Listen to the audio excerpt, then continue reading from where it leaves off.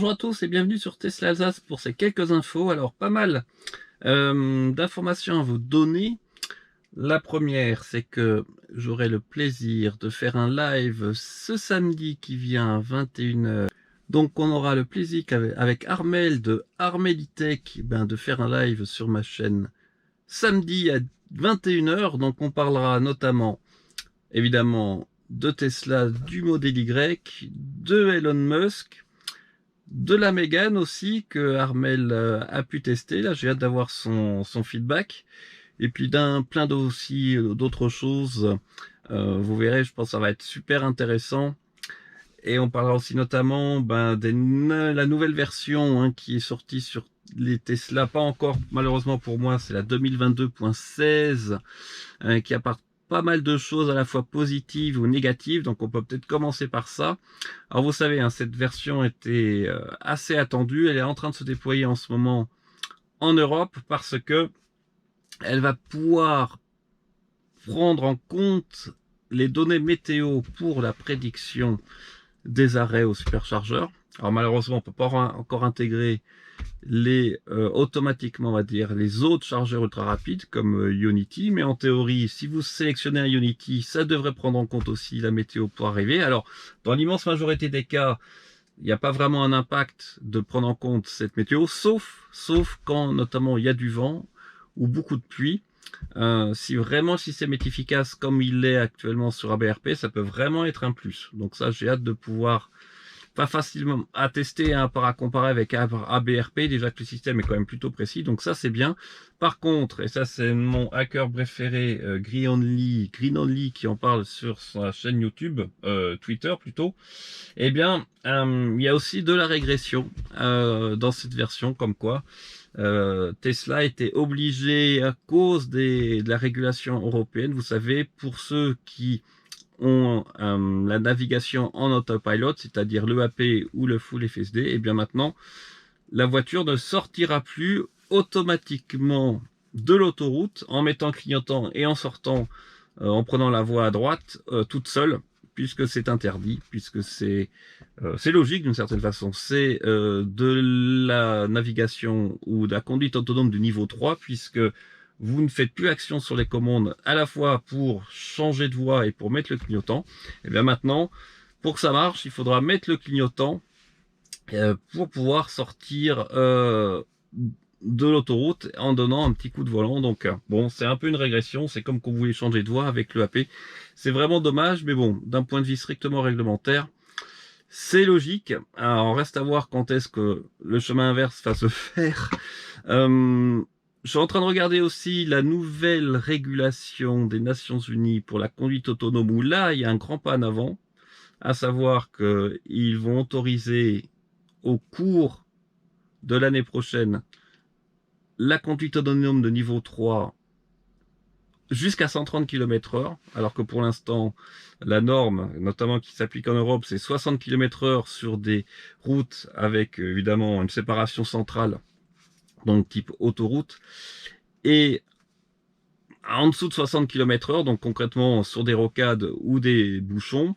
Alors là, je vois quand même un écueil pour Tesla, malheureusement, c'est que d'abord, il faut toujours et encore qu'ils activent la fameuse caméra, vous savez, qu'on a au-dessus du rétroviseur, puisqu'autrement on n'aura pas les deux systèmes de surveillance active du conducteur qui sont obligatoires, d'après ce que j'ai lu, en Europe.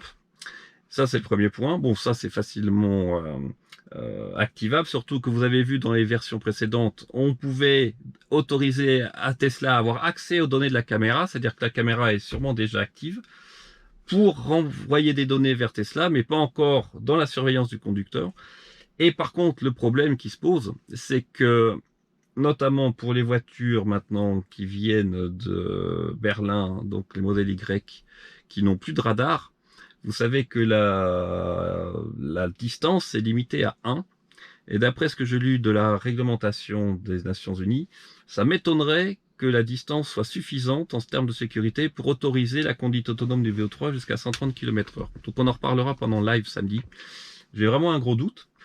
Sachant que en plus, Green the Only sur son tweet, sa chaîne Twitter, dévoile le dépôt au niveau de la FCC, donc aux États-Unis par Tesla, d'un nouveau radar. Grignoni appelle ça Imaging Radar, un radar comme ceux que j'ai actuellement, je crois que c'est un Bosch, sur ma voiture, mais cette fois avec haute définition, c'est-à-dire qui aurait plus d'affinité à détecter les objets en mouvement. Alors est-ce que ça veut dire que Tesla va revenir au radar sur sa prochaine monture de véhicule, peut-être en 2023, sachant qu'en plus, j'ai vu aussi sur internet qu'ils ont commandé à Samsung pour des milliards des nouvelles caméras 5 mégapixels pour la conduite autonome avec probablement le hardware 4, alors que nos caméras actuelles sont de 1 mégapixel, et c'est vrai que quand on regarde le mode Sentinelle, on voit que la définition est quand même pas extraordinaire. Par contre, ce que arrive à détecter déjà la voiture, c'est déjà très bien. Donc là, on passerait vraiment à un niveau supérieur en termes de finesse de détection des objets, plus un radar entre guillemets haute définition, mais c'est pas très clair, plus performant en tout cas que les radars actuels. Est-ce que Tesla est en train de changer de stratégie? C'est très intéressant et moi ça me conforte plutôt. En tout cas, moi je suis très content de mon Model Y, à part le confort, j'en ai déjà parlé un peu, pour attendre probablement les nouvelles générations de Model Y, peut-être pas avant 1 an, voire 2 ans, dans lesquelles on aura le hardware 4, les batteries 4680 et peut-être aussi le radar qui quand même pour moi fait une sacrée différence quand en conditions météo difficiles, notamment brouillard ou forte pluie. Franchement, je suis pas trop rassuré si je n'avais que des caméras, même si ça marche déjà très très bien. Donc voilà, ça c'est les grands points dont je voulais vous parler. Si je croise les doigts aussi pour l'interview dont je vous ai parlé dans un post au niveau des tarifs d'électricité, c'est pour très bientôt, je croise les doigts. Pour tout vous dire, en théorie, l'interview va se faire demain soir. Et donc devrait être sur la chaîne très bientôt, une fois que j'ai monté tout ça. Je pense que ça va être très intéressant, parce qu'il y a beaucoup de choses à parler, notamment non seulement les tarifs d'électricité, mais aussi toutes les difficultés actuelles d'EDF pour la gestion du parc nucléaire. Et puis, la partie borne de recharge, les tarifs actuels, et puis qu'est-ce qu'on peut attendre dans les mois, dans les années qui viennent, sachant que ça dépend aussi du contexte géopolitique. Donc là, il y a beaucoup de choses à dire, je suis sûr que ça va être passionnant. Et puis, il y a aussi d'autres interviews à venir, dont je vous parlerai un peu plus tard. Donc je suis en discussion avec différents experts, notamment de la Ligue des conducteurs. Donc je croise les doigts. Ça devrait être vraiment intéressant, mais je peux pas en dire plus pour l'instant. C'est pas évident pour les petites chaînes comme moi, pour avoir des interlocuteurs experts, notamment dans les grandes entreprises, puisque c'est très très réglementé, et évidemment d'une certaine façon au niveau communication. Voilà, écoutez, sur ce, je vous souhaite une très bonne fin de week-end, et puis donc on se dit au plus tard samedi prochain à 21 h avec Armel sur Tesla Alsace. Ciao!